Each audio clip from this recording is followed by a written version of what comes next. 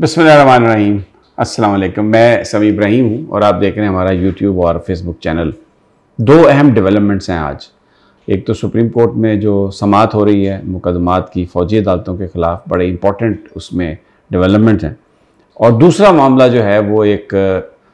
इमरान खान साहब का जो प्रिंसिपल सेक्रेटरी थे आज़म खान साहब, उनका एक मुबैना बयान है जो इस वक्त मीडिया को भेजा गया है और जिसमें ये कहा गया है कि जो साइफ़र जो इमरान खान ने कहा था कि ये जो हुकूमत है ये इम्पोर्टेड हुकूमत है, मौजूदा हुकूमत,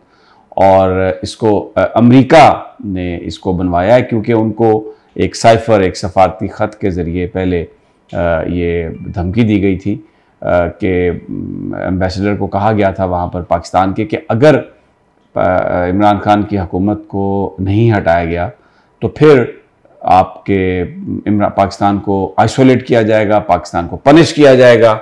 और अगर इमरान खान साहब तहरीक एतमाद के नतीजे में हट गए, वो कामयाब हो गई, तो फिर पाकिस्तान के लिए हालात आसान होंगे।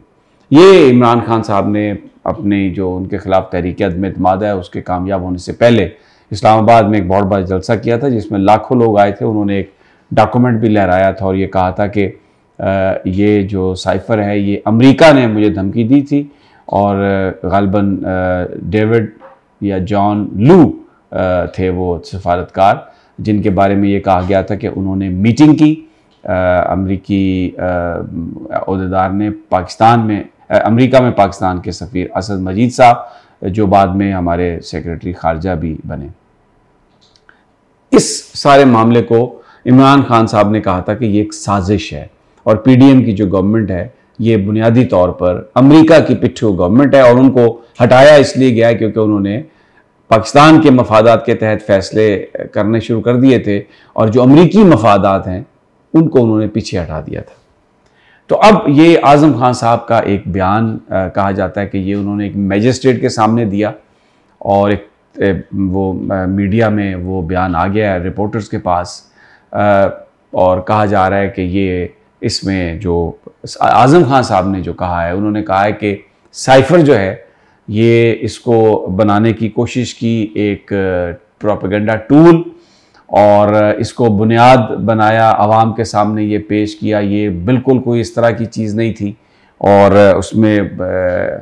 फिर इमरान खान साहब ने साइफ़र अपने पास रख लिया जो कानून की खिलाफ वर्जी थी। फिर ये कहा कि इमरान खान साहब ने वो साइफ़र गुम कर दिया। ये आज़म खान साहब का ये मेरे सामने तहरीरी बयान है जो मैं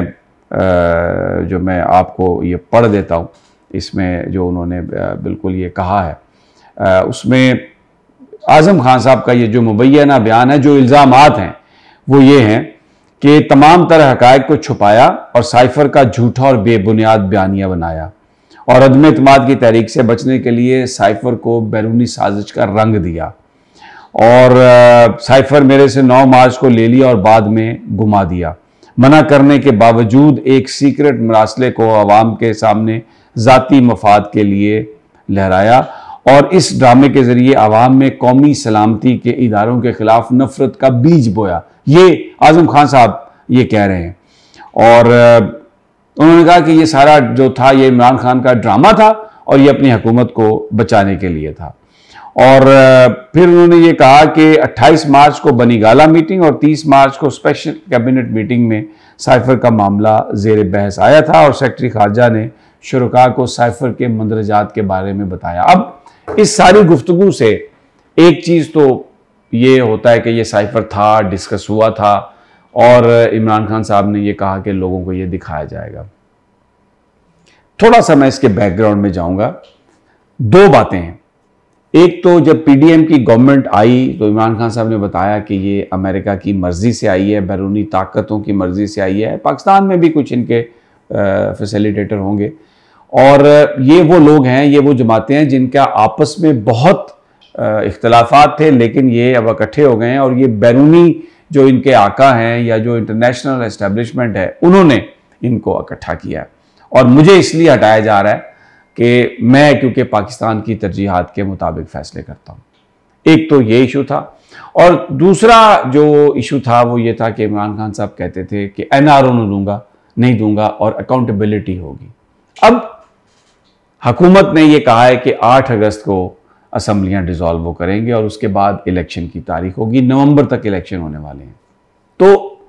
पीडीएम की हुकूमत जो कोशिश करती हुई हमें नज़र आ रही है पिछले साल सवा में, एक तो वो ये इमरान खान को ये साबित करने की कोशिश कर रहे हैं कि इमरान खान एक करप्ट आदमी है और वो उन्होंने पैसा बनाया है, और हमारे ऊपर यानी पीडीएम के ऊपर जो इल्ज़ाम है कि हम चोर हैं या डाकू हैं, ये गलत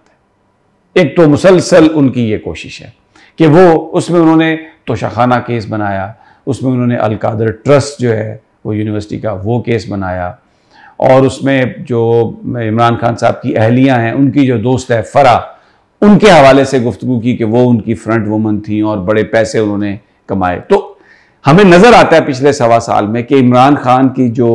एक क्रेडिबिलिटी है जिसकी बुनियाद पर उन्होंने शौकत खानम बनाया, लोग उनको चंदा देते थे, उन पर किसी माली बेकायदगी का जो इल्ज़ाम नहीं है, तो ये हुकूमत कोशिश करती हुई नज़र आ रही है कि वो उनको साबित किया जाए कि वो करप्ट थे, क्योंकि ये कहते हैं कि लेवल प्लेइंग फील्ड होनी चाहिए कि अगर हमारे ऊपर करप्शन के चार्जेस हैं तो हम ये कहें कि इमरान खान तुम्हारे ऊपर तो हमसे ज़्यादा करप्शन के चार्ज हैं। एक तो ये कोशिश हमें नज़र आती है।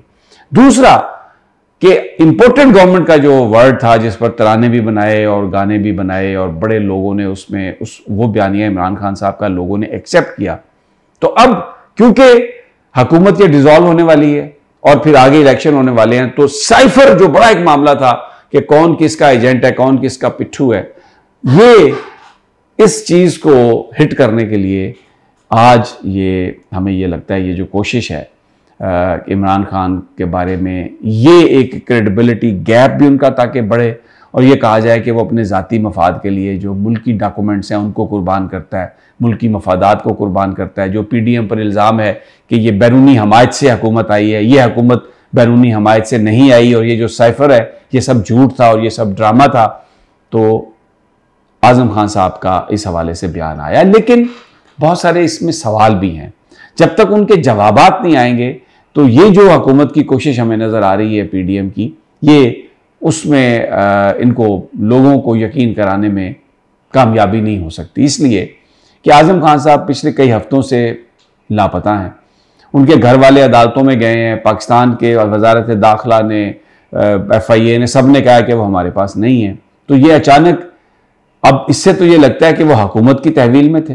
और किसी मजिस्ट्रेट के सामने अगर उन्होंने 164 के तहत बयान दिया है तो फिर अदालत में ये कैसे कह दिया हुकूमती लोगों ने, वजारत दाखिला ने आके ये कि जनाब हमें नहीं पता वो कहाँ पे है। और अगर कोई इन्वेस्टिगेशन हो रही है, FIA को इन्वेस्टिगेशन कर रही है, तो भाई उसका बारे में बताया जाए, उसके क्या TORs हैं, कौन सी दरखास्त है, किसने वो इंक्वायरी ऑर्डर की, कौन कौन वो इंक्वायरी कर रहा है, ताकि लोगों को पता चल सके।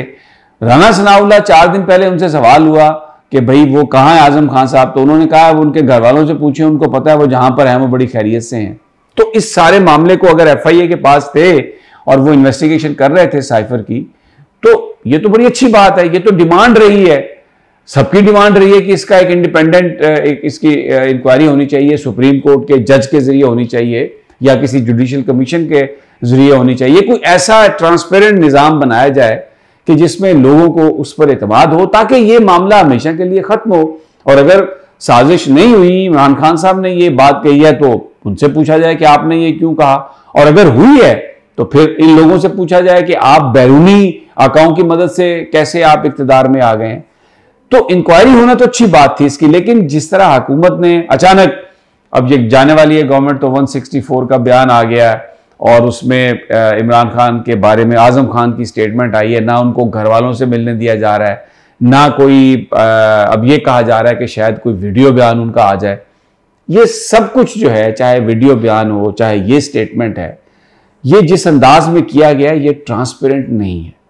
और हुकूमत को इस हवाले से बड़ी एक मुश्किल होगी। लोग इस पर यकीन, मेरी ज़ाती राय है कि बड़ा इस पर मुश्किल होगा कि ये कोई इंडिपेंडेंटली उन्होंने इंक्वायरी दी है, बयान दिया, मतलब वॉलंटरीली, इंडिपेंडेंटली, किसी दबाव के बगैर अगर वो आकर बयान देते हैं किसी ऐसे कमीशन के सामने जिसकी क्रेडिबिलिटी पर पूरी कौम को यकीन हो और वो बाईपार्टिजन हो, यानी तमाम जो स्टेक होल्डर हैं, चाहे पीडीएम की जमातें हैं, इमरान खान साहब हैं, उन सबको उस पर ये वो है इत्मीनान है, तो उसके सामने इंडिपेंडेंट जो स्टेटमेंट है उसकी तो कोई हैसियत होगी। लेकिन अभी जिस तरीके से हुकूमत ने ये किया है, इसने कोई ज्यादा उनकी मदद नहीं की इस हवाले से, और मेरा ख्याल है कि इसमें खुद बदनामी जो है वो हुकूमत के जिम्मे आएगी। ये माजी में भी होता रहा है। देखें, आज पीपल्स पार्टी वाले बड़े बढ़ चढ़ कर बयान दे रहे हैं। जुल्फ़िकार अली भुट्टो को जो फांसी दी गई थी ना, उसमें वो FSF के सरबराह थे मसूद महमूद, उनका जो बयान था वो उन्होंने कहा जब मुझे इन्होंने कहा था। सबको पता है कि वो एक बयान जो था वो दबाव में दिया गया था और भुट्टो साहब को फांसी हो गई उस केस में, लेकिन किसी ने माना नहीं। और पीपल्स पार्टी आज भी एक सियासी जमात के तौर पर इसीलिए एग्जिस्ट कर रही है क्योंकि भुट्टो साहब की जो कुर्बानी थी, जो उनकी जो सजाए मौत थी, लोगों ने उसको एक कुर्बानी समझा जमहूर की आज़ादी के लिए, और आज तक वो उनको एक्नॉलेज करते हैं और उनको वोट देते हैं। मोहतरमा बेनज़ीर भुट्टो के खिलाफ भी उनके प्रिंसिपल सेक्रेटरी अहमद सादक को गवाह बना के उनके खिलाफ पर्चे दर्ज किए गए और उन्हें कहा गया कि बड़ी वो करप्ट हैं और बहुत ज़्यादा माल बनाया और सब कुछ है। लेकिन मोहतरमा बेनज़ीर भुट्टो की करप्शन की कहानी जो थी वो एक कहानी रह गई, लोगों ने उस पर यकीन नहीं किया क्योंकि सबको पता था कि मोहतरमा करप्ट नहीं है। तो ये जो साथ में जो अहलकार हैं उनको इस्तेमाल किया। इवन नवाज शरीफ साहब के खिलाफ जो केसेस बनते रहे हैं, जो मुख्तलिफ अदवार में बनाए हैं, उसमें भी जो टॉप ऑफिशियल्स हैं वो एक दूसरे अपने जो बॉसेस थे उनके खिलाफ ये बयान देते रहे हैं। तो लेकिन अदालत में कौन सा वैलिड है, क्या तकाजे इंडिपेंडेंट जो बयानात हैं